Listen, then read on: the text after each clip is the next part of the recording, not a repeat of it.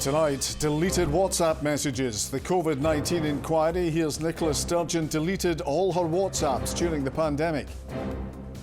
The former First Minister previously refused to say if she'd kept the messages, also making the headlines. More apologies to postmasters affected by the Horizon scandal, this time from Fujitsu. A boss describes the editing of witness statements as shameful and appalling.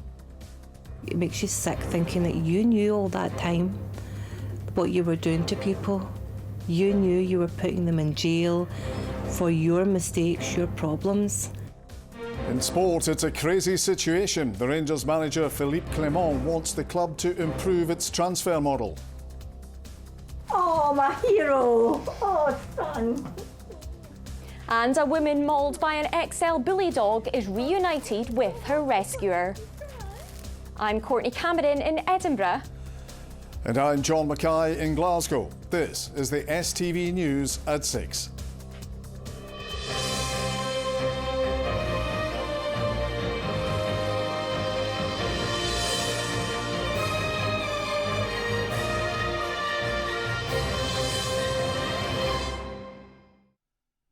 Good evening. Nicola Sturgeon deleted all of her WhatsApp messages from the pandemic. That's what the UK COVID-19 inquiry in Edinburgh heard today. The former First Minister had previously refused to say if she'd kept the communications and stated that Scottish Government decisions were not made using the messaging platform. The inquiry also revealed that the National Clinical Director, Jason Leach, referred to deleting WhatsApp messages as a pre-bed ritual. The inquiry saw messages from Nicola Sturgeon's former Chief of Staff describing the UK Government's emergency COBRA meetings as a shambles, adding that Boris Johnson ignored their calls for reassurance. Here's our political reporter Laura Alderman. It was likely that mobile phone messages would feature heavily at the UK COVID-19 inquiry when it came to Scotland. And at the hearings in Edinburgh today, it was confirmed Nicola Sturgeon has not kept any of her WhatsApps or texts from during the pandemic. Messages were not retained.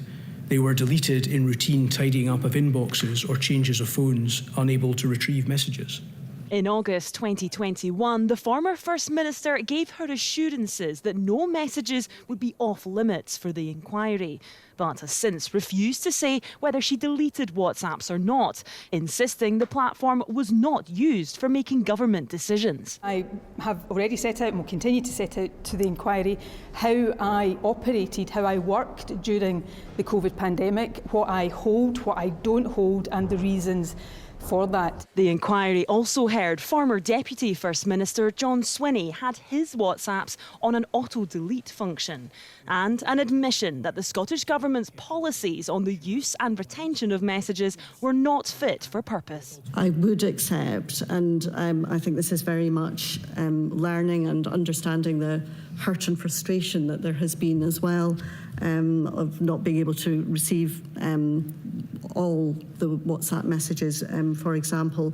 In the months leading up to this inquiry coming to Scotland, it expressed its repeated frustration with the difficulty of getting documents requested from the Scottish Government. But it's now been confirmed almost 30,000 electronic messages have been handed over to the inquiry. But it doesn't leave them with very much time to ask questions and analyse them.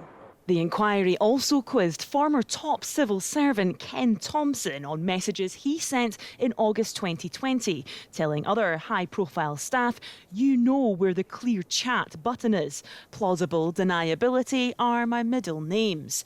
More messages from May 2021 encouraged the deletion of the chats, with a reply from former clinical director Jason Leach saying WhatsApp deletion is a pre-bed ritual. Does this indicate, Mr. Thompson, that there is a culture amongst people who are prominent advisors or decision makers in connection with the COVID-19 pandemic in Scotland to delete their messages in order to defeat the very purposes for which the policies are set up? I need to give you a longer answer to this question, but the short answer is no. Next week, Jason Leach and the First Minister Humza Yousaf will both give evidence to the inquiry, which sits in Edinburgh until the end of this month. Laura Alderman, STV News, Edinburgh. Fujitsu's European boss has described as shameful and appalling the editing of witness statements to defend the faulty Horizon IT system used in the prosecutions of sub-postmasters. Paul Patterson began his evidence this morning with an apology, but a sub-postmaster from North Lanarkshire says that isn't good enough. She says her mental health has suffered after encountering £10,000 worth of mystery shortfalls in 10 years, as Caitlin Hutchison reports. Fujitsu apologises and is sorry. After almost a decade in the post office, Selina's feelings of fear and panic have turned to anger. It's sickening. It makes you sick thinking that you knew all that time what you were doing to people. You knew you were putting them in jail for your mistakes, your problems, and you think sorry's going to help. Bye-bye. She took over the new Stevenston post office with her dad in 2014. We were excited to take it on because it was something new, but then we had a few issues. Money was vanishing overnight. When the auditor came, I told her, I said, there's something wrong with your system. There's money vanishing, and she kept saying, no, the computer doesn't make mistakes. You stole it. They told my dad, you're a thief. They were shouting at him. This morning, Fujitsu boss Paul Patterson admitted problems with the system were well known since the beginning. And he acknowledged those problems had been edited out of some witness statements provided by Fujitsu staff in the prosecutions of sub-postmasters. No doubt you would regard that as shameful. Yes, that would be one word I would use. What's the other one? Shameful, appalling. All of the evidence should have been put in front of the sub-postmaster that the post office was relying on to prosecute them. Now, despite sub-postmasters up and down the country being put through what's been described as the most widespread miscarriage of justice in British legal history, ruining countless lives, the faulty system behind this whole scandal, Horizon, remains in operation. And that means while we wait for the outcome of an inquiry and the full compensation for those wrongly prosecuted and mistreated, sub-postmasters are still dealing with mystery shortfalls on a regular basis. Every postmaster in the UK on a Wednesday is sitting saying, please God, let this balance. The post office says it wants to hear from anyone having issues so they can help. Why is a system so unreliable still being used? An expert at the University of Strathclyde says it's because replacing it is a mammoth task. It cannot just be switched in and out that easily, and especially if they need to fix the problems they currently have. The one bug is related to when connections go down. So the way networks work is you send something, it sends you an ACK. So if you don't get the ACK, you resend it, you assume that it's gone missing. Then what happens is that multiple transactions are registered for only a single transaction that happened at the branch. So then it looks as if much more money should be in the till than actually should be there. For those still in Selina's situation, they say they know now they can't continue putting their hands in their pockets because they'd eventually be left with nothing. Caitlin Hutchison, STV News. Now, retailers have suffered their sharpest drop in sales since the country was in lockdown. Official figures show a slump in demand for goods, which saw figures plummet by 3.2% in December. According to the Office for National Statistics, the drop is driven partly by people doing their Christmas shopping early. It marks the biggest decline in retail sales in nearly 3 years. Our reporter Laura Piper joins us now. Laura, more worrying news for retailers. Yes, John, these really aren't the kind of figures retailers want to start their year on.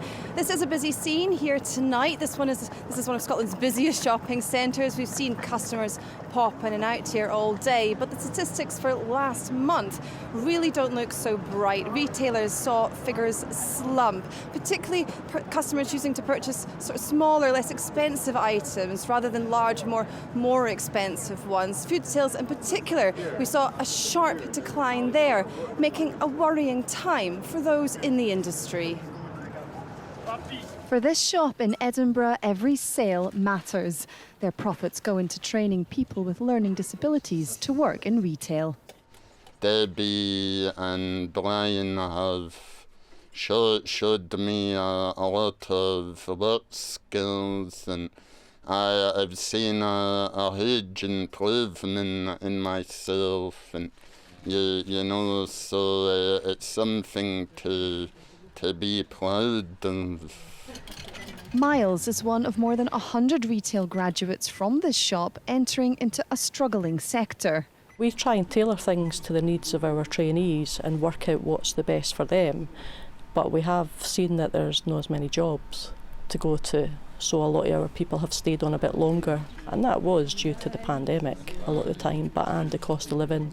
And a lot of places like Debenhams have closed, BHS is closed, the bigger chains. Today's figures from the Office for National Statistics confirm just how tough it's been for retailers. At a time when every penny counts for customers, sales in December plummeted by 3.2%. It's cost of living, to be honest. People are toiling at the moment. Everything's going up. You go to a food shop and you're always shocked at what you're spending. So other things have to trim down a bit. The Christmas boost that was hoped for didn't quite meet the mark, and it's left economists spiralling. Retail sales ultimately proved a disappointment last year, with a slight rise in November giving some hope that was quickly dashed in December, where they saw the largest monthly decline since the pandemic. That's obviously, just sickening news for retailers. A poor Christmas trading after a couple of poor months and a pretty miserable end, if I'm honest, to a pretty miserable year. I think it's quite difficult to kind of find the chinks of light at the moment. We obviously know that we've got inflation is still a problem, and indeed is sort of just creeping back up a bit. We know that's hurting consumer spending and consumer confidence. And until we see that change, it means tough trading ahead for many. Laura Piper, STV News, Edinburgh. To other stories, and a paedophile who abducted a young girl in the Borders and sexually abused her is attempting to have his sentence reduced.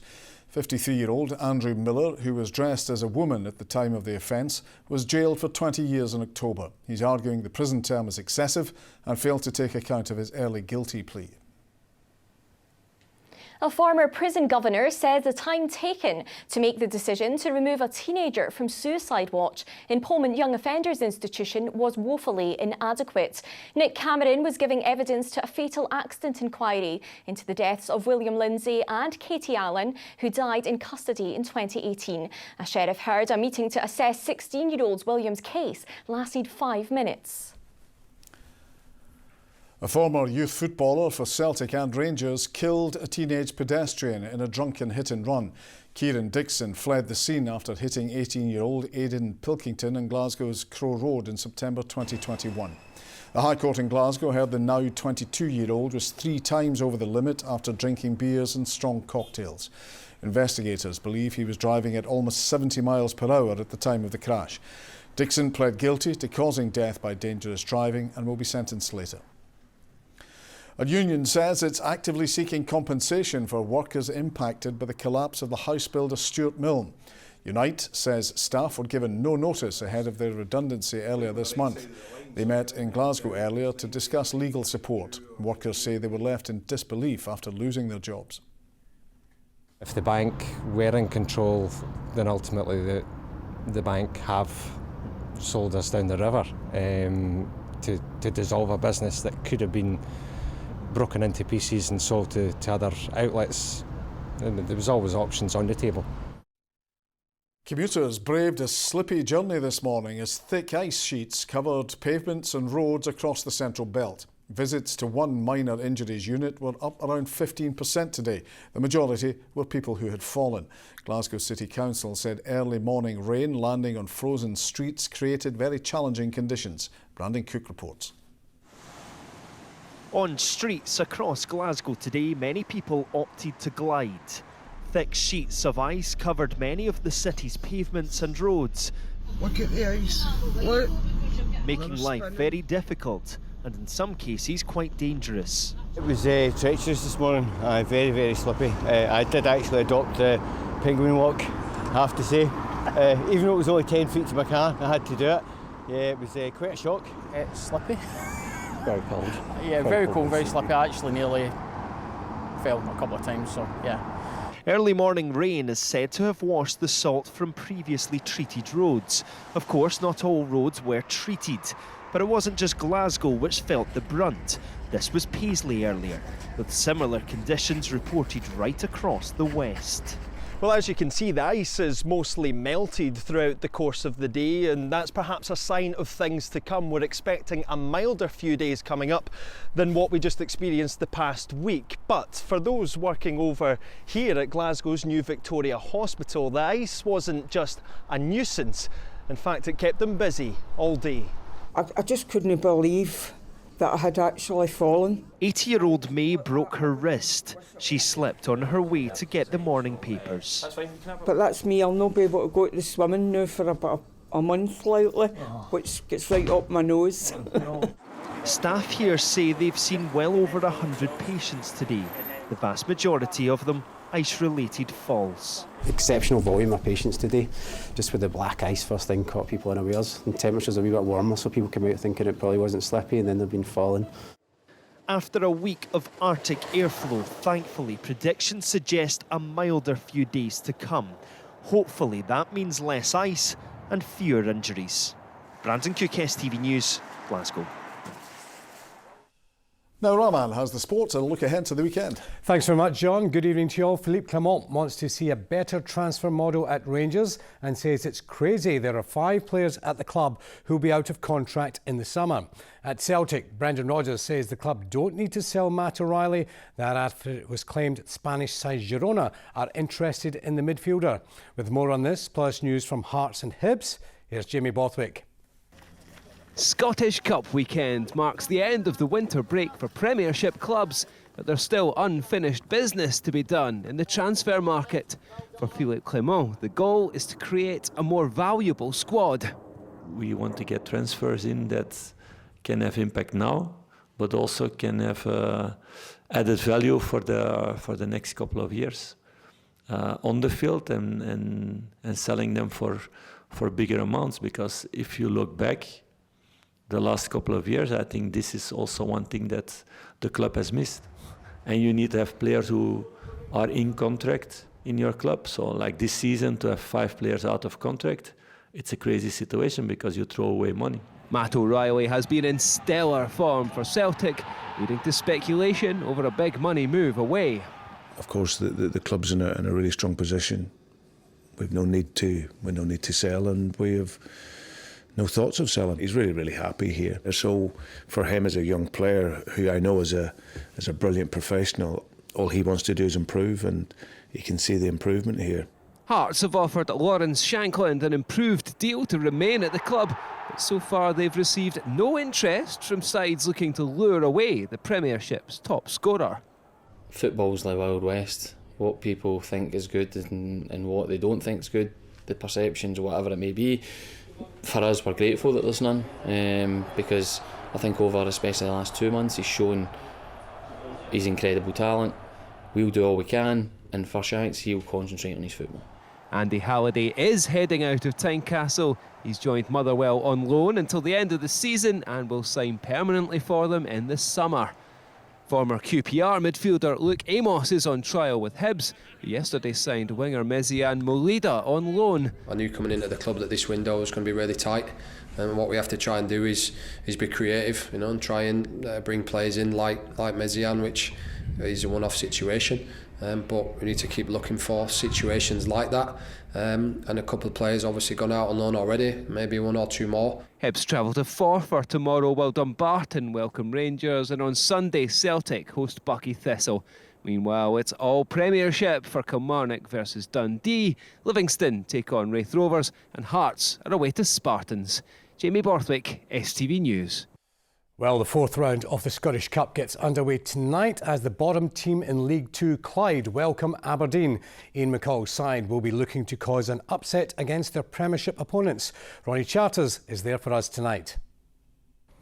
Yes, a very good evening from New Douglas Park, the home of Hamilton. It's also the home of Clyde this season as the Bully Wee get set for their 4th round tie in the Scottish Cup against an Aberdeen side 3 leagues and 33 places above them in the SPFL. But if Clyde want to look for cup upsets, they need to look no further than last season when Darvel dumped Aberdeen out of the Scottish Cup. And a man looking to dump Aberdeen out tonight is Ian McCall, the Clyde manager, joining us now. Ian, thank you very much for joining us. No problem.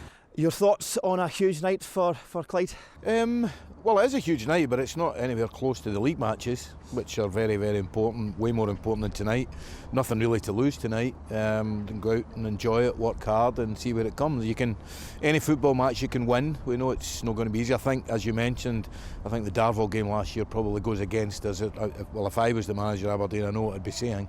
It's a pretty easy thing to do, so very, very hard game.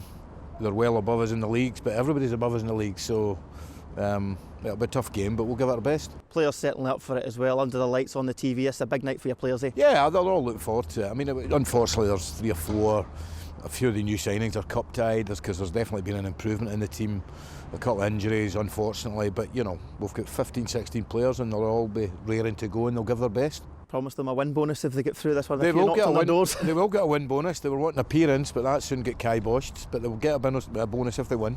What needs to go right for your players tonight? What's your kind of message to them before they head out there? Well, we need to defend really well. We need to be canny in possession of the ball. We need to have luck. And if we get any chances, we need to be clinical. Which all those things come together. Usually, at our level, you can have 6 or 7 players playing well and win a match. We need 11 players playing well. We're very aware if Aberdeen have 11 playing well, they'll probably win. But you never know, they could have an off night. Ian, thank you very much for joining us on STV. Wish you the very best of luck. Well, there you go. Clyde versus Aberdeen, not long to go. The first tie of the 4th round. Kick-off here is 7:45. Rugby, and it's a big night for Glasgow Warriors and Edinburgh, who play their final pool games in Europe. The Warriors will progress to the last 16 in the Champions Cup with a win at home to Toulon. They lost to the French side in last season's Challenge Cup final. Edinburgh will guarantee qualification to the knockout stages of the Challenge Cup with a bonus point win away to Scarlets. We've obviously got some experience at Toulon. I think it's probably a bigger picture theme there in terms of performing on the big arena, which obviously we didn't do last year, but at the same time you're focusing on this weekend, the challenge, a different challenge, a different squad. We're at a different stage, I think, of our development. We've shown that we can beat big teams. We believe that we're good enough to be in the last 16 at least. You know, that slip up against Gloucester last week is going to hurt us and put us under a bit of pressure. Something that we're used to, fortunately. We want to compete in the EPCR and we want to be there in the knockout stages, and we have to get the job done. Boxing, and Martin Bacoli, who is under the wing of trainer Billy Nelson, will fight American Cassius Chaney in an eliminator for the WBA World Heavyweight title. Bacoli, who is number 1 in the WBA rankings, is undefeated in 20 fights. The bout is set to take place in March. A win would guarantee Bacoli a world title fight. And that, folks, is all your sport tonight. Have a great weekend. I'll see you again on Monday. Thanks, Raman. Well, now it's time for a look at the weather forecast with Philip. A breezy morning will be followed up with a flurry of fresh delights for lunch. TUI sponsors STV Weather. Well, this week we seem to have seen a bit of everything. We started off the week in that northerly airflow, dragging in that bitterly cold Arctic air. It's what gave us the heavy snowfall across the northern half of the country. For central and southern parts, though, we've been seeing blue skies day to day and some crisp winter days. By the end of the week, though, we're ending with another named storm. Storm Isha will move in through the second half of Sunday, bringing with it heavy rainfall and strong winds. But we'll get to the details in just a couple of minutes. Back to just now, we're starting off the night with relatively dry conditions. 1 or 2 showers will start to spread in on that westerly airflow, so like last night, could lead to some icy patches before the arrival of this cold front through the early hours of tomorrow morning, bringing with it bands of more persistent and longer spells of rain. Temperature-wise, most places staying above average, lows tonight of around 3 or 4 degrees Celsius. Now, looking ahead to tomorrow, once that cold front clears eastwards, we get a brief dry spell to start the day Saturday. Still a lot of cloud around, though. Later on in the day, that's when we'll see the arrival of this next front, and that brings with it some further rain, with temperatures reaching highs around 8 or 9 degrees Celsius. Looking ahead to Sunday, similar to Saturday, a dry start to the day. Late afternoons when we see the arrival of Storm Isha, bringing with it strengthening winds and heavy rain from the southwest. Bye-bye. TUI sponsors STV Weather.